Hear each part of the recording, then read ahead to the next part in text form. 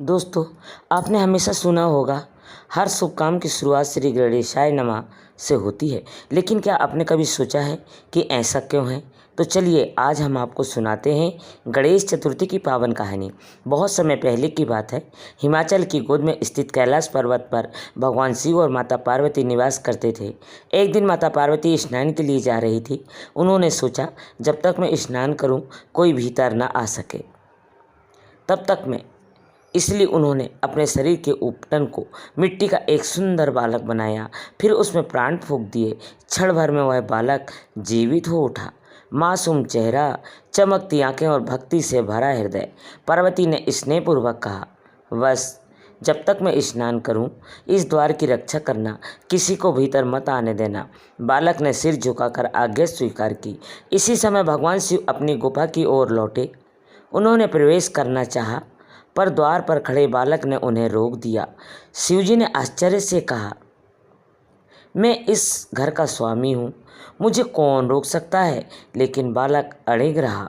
शिवगणों ने उसे समझाने की कोशिश की, पर वह टस से मस न हुआ। अंत में शिवजी का क्रोध भड़क उठा।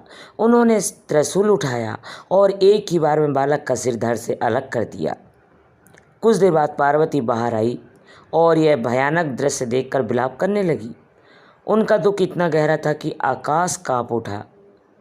क्रोध से कांपती पार्वती ने गरज कर कहा, यदि मेरे पुत्र को जीवित न किया गया तो मैं इस संसार पूरी सृष्टि का संहार कर दूंगी। अब सृष्टि संकट में थी।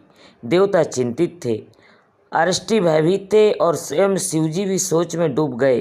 पार्वती का क्रोध अग्नि की ज्वाला बन चुका था।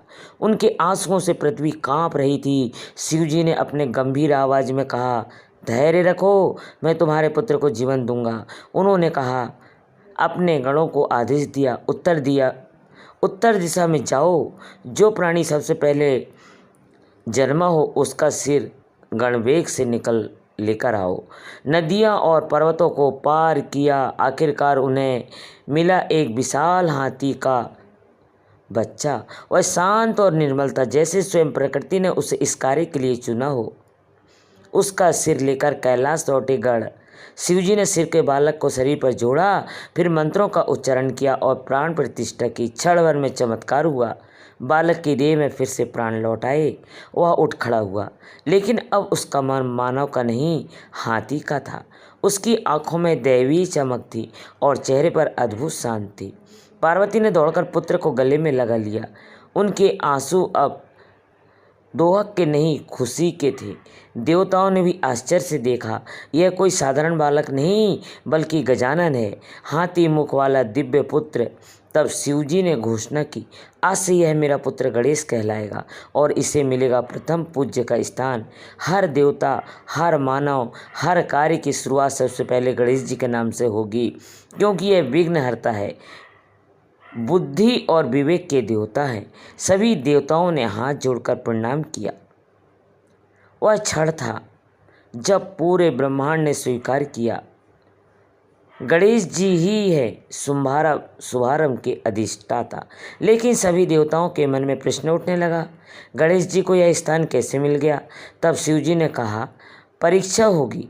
जो सबसे पहले पृथ्वी की परिक्रमा करके वह प्रथम पूज्य कहलाएगा। सभी देवता अपने वाहनों पर निकल पड़े। अपने तेज मोर पर, इंद्र ऐरावत हाथी पर, वरुण देव समुद्र पर, आकाश, धरती और जल में परिक्रमा की होड़ मच गई। गणेश जी ने शांत स्वर में सोचा, मेरे लिए माता पिता ही संपूर्ण ब्रह्मांड है। उन्होंने शिव और पार्वती के चारों ओर 3 परिक्रमा की।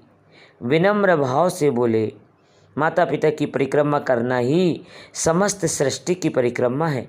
जब देवता लौटे तो देखा कि गणेश पहले ही विजय हो चुके थे। सभी ने मान लिया कि गणेश जी वास्तव में बुद्धि और श्रद्धा के प्रतीक हैं। गणेश जी के स्वरूप में हमें जीवन की गहरी सीख देना है। बड़ा सिर, गहराई से सोचने की प्रेरणा, छोटे नेत्र, ध्यान और एकाग्रता का महत्व, बड़े कान, अधिक सुनो कम बोलो, बड़ा पेट, धैर्य और सहनशीलता अपनाओ, मूसक वाहन चाहे कितना भी छोटा क्यों न हो, हर जीवन महान कार्य कर सकता है।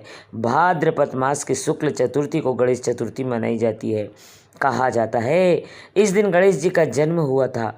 लोकमान्य तिलक ने इसे सार्वजनिक उत्सव मनाया, जिससे समाज में एकता फैली। आज 10 दिनों तक गणपति पंडालों में विराजमान रहते हैं। भजन कीर्तन गूंजते हैं, मोदक चढ़ाए जाते हैं और आरती गाई जाती है। विसर्जन के समय सबकी आवाज़ एक साथ उठती है, गणपति बाप्पा मोरया, अगले बरस तू जल्दी आ। दोस्तों, यह थी गणेश जी की अद्भुत कथा। वे हमें सिखाते हैं कि बुद्धि, श्रद्धा और माता पिता का सम्मान ही सच्चा धर्म है।